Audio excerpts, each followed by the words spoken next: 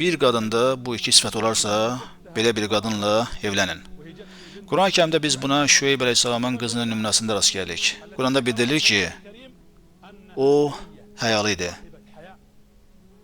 Peyğəmbərimiz sallallahu əleyhi və səlləm nə buyurur? Hər bir dinin əxlaqı var. İslam dininin əxlaqı isə həyadır. Alimlər bildirlər ki, bir qadında həya olarsa, o qadında hər şey olar.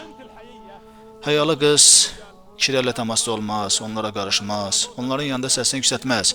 Çünki bunu etdikcə onun qadınlıq xüsusiyyətləri tamamilə və yaxud qismən yoxa çıxar.